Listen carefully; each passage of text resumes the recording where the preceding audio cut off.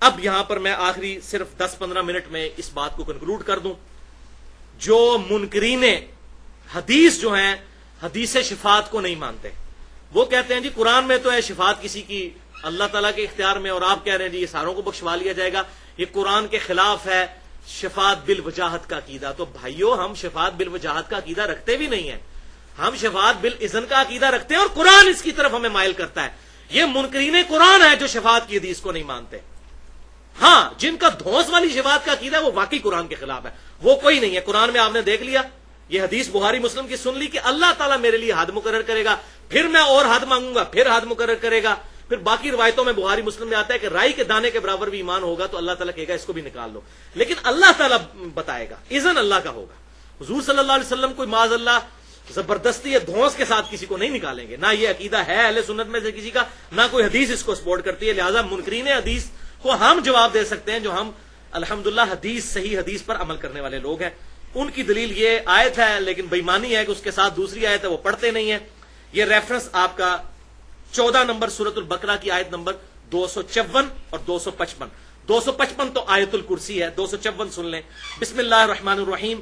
یا ایھا الذین آمنوا انفقوا مما رزقناکم من قبل، اے ایمان والو اللہ کی راہ میں خرچ کرو اس کے دیے ہوئے مال میں سے، اس دن سے پہلے، من قبل ان یاتی یوم، کہ وہ دن آ جائے قیامت کا، لا بیع فی، جس میں کوئی تجارت، کوئی فدیہ نہیں قبول کیا جائے گا، ولا خلۃ، اور نہ کوئی دوستی کام آئے گی، ولا شفاعۃ، اور نہ کوئی شفاعت کام آئے گی، والکافرون هم الظالمون، اور کافر ہی ہیں ظالم.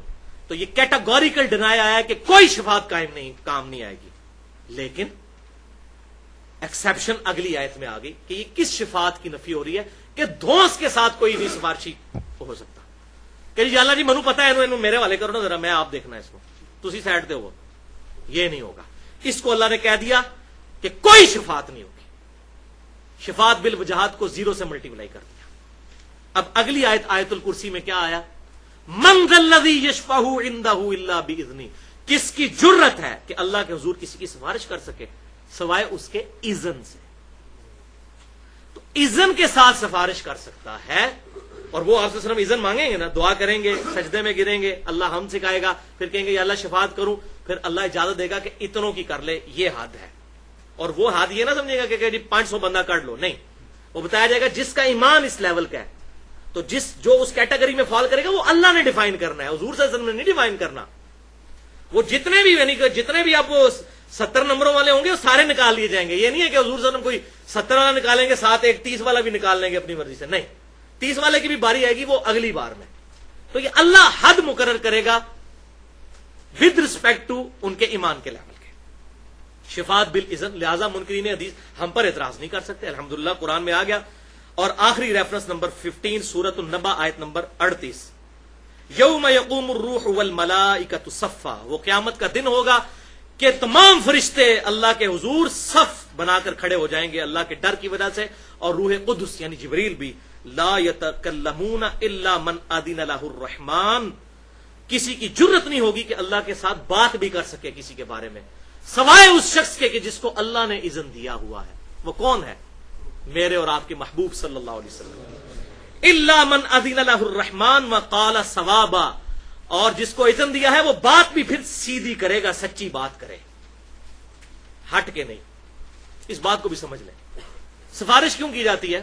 آپ کے محلے میں کسی شریف آدمی کو پولیس پکڑ کے چلی گئی، آپ تھانے دار کے پاس جائیں گے، کہیں گے جی میں اس بندے کو ذاتی طور پہ جانتا ہوں، یہ بڑا شریف آدمی ہے، آپ کے کان کسی نے غلط بھر دیے ہیں، تو یہ سفارش کی جاتی ہے نا، تو وہ چھوڑ دیتے ہیں. اب اللہ تعالیٰ کو کہہ سکتا ہے یا اللہ جی یہ بندہ تجھے غلط پھڑیا ہے، منو پتا بڑا چنگا بندہ ہے، یہ وہ چیز ہے.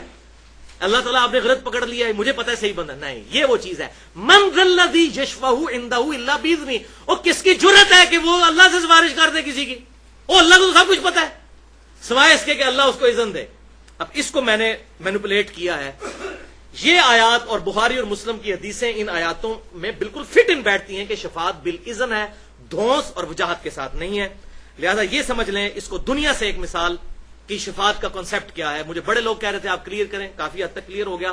اب اس ساری گفتگو کے بعد جو ہماری ہو چکی تقریباً 1.5 گھنٹے کی، یہ معاملہ بالکل کلیئر ہو گیا. تو بھائیو شفاعت کا کانسیپٹ جو میں نے سمجھا ہے الحمدللہ ان دلائل کی روشنی میں آپ کو کلیئر کر دیتا ہوں آج کے دور کی مثال سے. مثال کے طور پر کسی کالج میں پرائز ڈسٹریبیوشن سیریمنی ہو جس میں پوزیشن ہولڈر بچوں کو انعام دینا ہو, تو کیا ہوتا ہے کہ کالج کا پرنسپل کسی کو مہمان خصوصی بلاتا ہے. کسی ریٹائرڈ ٹیچر کو بلا لیا, کسی عالم کو بلا لیا, کسی M N A M P A کو بلا لیا, جس کو بھی اپنے شوق کے مطابق. پھر جب وہ لائک سٹوڈنٹس کو کپ دیتا ہے پرنسپل, جو کالج کے پیسوں سے خریدے گئے ہوتے ہیں, اس کا آنر پرنسپل اور کالج ہوتا ہے, اور کالج کے بیہاف پہ پرنسپل. وہ کپ جو ہے خریدے انہوں نے, سب کچھ مینج انہوں نے کیا, لیکن مہمان خصوصی کے ہاتھ سے دلوائے جاتے ہیں. اب کتنا بیوقوف ہے جو یہ سمجھے کہ اس مہمان نے یہ کپ دیا ہے. کسی کو وہم بھی نہیں آتا, سب کو پتا ہوتا ہے کہ اس مہمان کی عزت افزائی کی گئی ہے, دینے والا یہ پرنسپل اور یہ سکول ہے. بالکل اس طریقے سے ہمارے محبوب صلی اللہ علیہ وسلم کو کوئی اس کے ساتھ ریزیمبلنس میں نہیں کر رہا, یہ سمجھانے کے لیے تھا, اس کو کوئی آپس میں میچ نہیں, اینالوجی نہیں بنانی. آپ صلی اللہ علیہ وسلم کو اللہ تعالیٰ نے قیامت کے دن کا مہمان خصوصی بنایا ہے, مقام محمودہ. سب کہیں گے یار دیکھو یہ کتنا مرتبے والا ہے کہ اس پوری انسانیت میں, اربوں خربوں کی انسانیت میں یہ شخص ہے جس کے ہاتھوں سے اللہ تعالیٰ نے جنت کے ٹکٹ لوگوں کو بٹوائے ہیں. لیکن دینے والا کون ہے؟ اللہ. اس لیے ہم شفاعت کی دعا اللہ سے کریں گے کہ اللہ تعالیٰ ہمیں اپنے محبوب صلی اللہ علیہ وسلم کی شفاعت نصیب فرمائے, آمین. یہ معاملہ کلیئر ہو گیا. اب آخر میں ایمان تازہ کرنے کے لیے 3 حدیثیں, اور اس پہ ہماری گفتگو انشاءاللہ کنکلوڈ. شفاعت کی بات ہوئی ہے تو یہ 3 حدیثوں کے بغیر یہ شفاعت کی گفتگو نامکمل ہے. پہلی حدیث صحیح بخاری اور صحیح مسلم کی متفق علیہ حدیث ہے. بخاری میں 614, مسلم میں 849 الفاظ مسلم کے ہیں. آپ صلی اللہ علیہ وسلم نے فرمایا کہ جو شخص اذان کا جواب دے, اور اذان کا جواب بھی صحیح مسلم میں ہے کہ جو مؤذن الفاظ کہتا ہے وہی الفاظ آپ نے ریپیٹ کرنے ہیں. حی علی الصلاۃ حی علی الفلاح پہ لا حول ولا قوت الا باللہ کہنا ہے. جب وہ مؤذن اذان کہے اور وہ اذان کا جواب دے, سننے والا نمبر 1 یہ کام کرے. نمبر 2 پھر مجھ پر درود شریف پڑھے, اور جو مجھ پر 1 دفعہ درود پڑھے گا اللہ اس پر 10 رحمتیں نازل فرمائے گا. اور پھر تیسرا کام کرے, اللہ کے حضور میرے لیے مقام وسیلہ کی دعا کرے. وہ مقام وسیلہ جہاں پر آپ صلی اللہ علیہ وسلم کو مقام محمود وہ عطا فرمانا ہے, جو اس کائنات میں ایک ہی شخص کو ملنا ہے, اور میں اللہ سے امید کرتا ہوں وہ شخص میں ہوں, جو میرے لیے الوسیلہ کی دعا کرے گا. قیامت والے دن میری شفاعت, قیامت والے دن میری شفاعت اس کے لیے حلال ہو جائے گی. تو اس کو میں نے کہا ہے آپ صلی اللہ علیہ وسلم کی شفاعت حاصل کرنے کا وظیفہ, اذان کا جواب, درود شریف, اور پھر الوسیلہ والی دعا جو صحیح بخاری میں موجود ہے. اللہم رب هذه الدعوة التامة والصلاة القائمة آت محمدا الوسیلة والفضیلة وابعثه مقاما محمودا الذی وعدته. یہاں تک بخاری میں ہے, اور اگلے الفاظ سنن کبریٰ البیہقی میں صحیح سند کے ساتھ ہیں. انک لا تخلف المیعاد, بے شک تو اپنے وعدے کی خلاف ورزی نہیں کرتا. تو باقی اس میں جو باقی لوگوں نے الفاظ ایڈ کر دیے ہیں, وہ درجات رفیع اور باقی الفاظ, یہ کہیں ثابت نہیں ہے. اتنے ہی ہے. وسیلہ پر میری گفتگو ہے 1.5 گھنٹے کی. مسئلہ نمبر 43 وسیلہ اور توسل کے صحیح احکام و مسائل, اس میں بھی میں نے یہ حدیث الحمدللہ ڈیٹیل سے بیان کی ہے. دوسری حدیث جامعہ ترمذی اور سنن ابی داؤد کی رکت انگیز حدیث.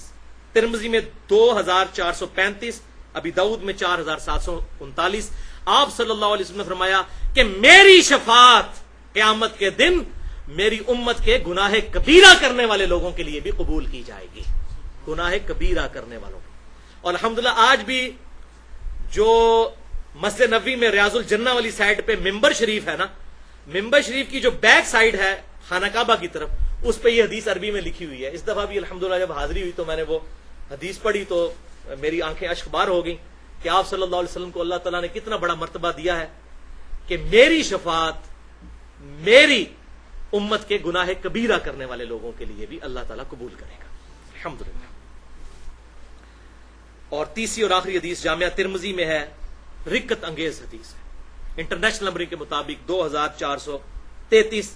سیدنا انس بن مالک کہتے ہیں یا رسول اللہ صلی اللہ علیہ وسلم کیا میری بھی شفاعت قیامت والے دن آپ کریں گے؟ میں نے آپ کی اتنی خدمت کی, آپ کے ساتھ رہا, 10 سال تک حضور کو وضو کروایا، بچوں کی طرح آپ صلی اللہ علیہ وسلم کے ساتھ رہے. تو آپ صلی اللہ علیہ وسلم فرمایا انی فاعل، بے شک میں تیری شفاعت کرنے والا ہوں. اب انہوں نے آگے اپنی ریکویسٹ رکھ دی. صحیح جن کا نا وہم یار، وہم نکالا کہ یا رسول اللہ صلی اللہ علیہ وسلم آپ میری شفاعت تو کریں گے، لیکن میں قیامت والے دن آپ کو کہاں تلاش کروں؟ اللہ، اتنی مخلوق ہوگی، میں آپ کو کیسے ڈھونڈوں گا؟ تو آپ صلی اللہ علیہ وسلم فرمایا تم پل صراط پہ مجھے تلاش کر لینا، جہاں سے آپ صلی اللہ علیہ وسلم اپنے گناہگار امتیوں کو گزار رہے ہوں گے. رب سلم امتی، رب سلم امتی، رب سلم امتی. اے اللہ میرے امت کے لیے سلامتی، میری امت کے لیے سلامتی. انس بن مالک نے عرض کیا اللہ کے رسول، اگر میں پل صراط پہ آپ کو نہ پاؤں تو پھر میں کہاں تلاش کروں؟ تو آپ صلی اللہ علیہ وسلم نے فرمایا کہ پھر مجھے میزان عمل پہ تلاش کر لینا، جہاں میرے امتیوں کے نامہ اعمال تولے جا رہے ہوں گے، مجھے وہاں دیکھ لینا. انہوں نے عرض کیا اللہ کے رسول صلی اللہ علیہ وسلم اگر آپ وہاں بھی نہ ہوئے تو آپ صلی اللہ علیہ وسلم نے فرمایا پھر تم مجھے حوض کوثر پہ تلاش کر لینا، جو بخاری اور مسلم میں حدیث ہے کہ آسمان کے ستاروں کے برابر اس کے کٹورے ہیں، جو حوض کوثر اللہ تعالیٰ نے اپنے محبوب صلی اللہ علیہ وسلم کو عطا فرمایا. اور بخاری اور مسلم کے متفق علیہ حدیث ہے، آپ صلی اللہ علیہ وسلم فرمایا جو میرے حوض سے ایک دفعہ مشروب پی لے گا کبھی پیاسا نہیں ہوگا. جنتی پیاس کی وجہ سے نہیں مشروب پیئیں گے، لذت کی وجہ سے پیئیں گے. تو مجھے حوض کوثر پہ تلاش کر لینا. پھر انہوں نے عرض کیا اللہ کے رسول صلی اللہ علیہ وسلم میں اگر حوض کوثر پہ بھی آپ کو نہ پاؤں تو میں کہاں تلاش کروں؟ تو آپ صلی اللہ علیہ وسلم نے فرمایا اے انس، مجھے تم ان 3 جگہوں کے علاوہ کسی جگہ پر نہیں پاؤ گے، میں ان 3 ہی جگہوں میں سے کسی ایک جگہ پر ہوں گا. اللہ. تو آپ صلی اللہ علیہ وسلم اپنے امتیوں کے لیے کہاں کہاں پر جا کر اپنے رب کے حضور دعا کر کر کے، سفارش کر کے اور اپنے امتیوں کی خیر خواہی فرما رہے ہوں گے انشاءاللہ تعالی.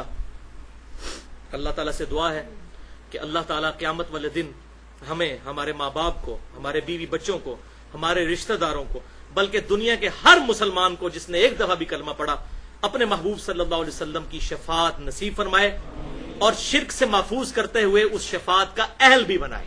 آمین.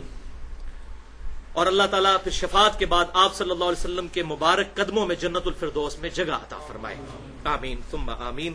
اللہ تعالیٰ سے دعا ہے جو حق بات میں نے کہی اللہ تعالیٰ ہمارے دلوں میں راسخ فرمائے، اور اگر جذبات میں میرے منہ سے کوئی غلط بات نکل گئی تو اللہ تعالیٰ ہمارے دلوں سے محو کر دے، ہمیں کتاب و سنت کی تعلیمات پر عمل کر کے دوسرے بھائیوں تک پہنچانے کی توفیق عطا فرمائے. سبحانک اللہم و بحمدک، اشہد ان لا الہ الا انت، استغفرک و اتوب الیک، وما علینا الا البلاغ المبین.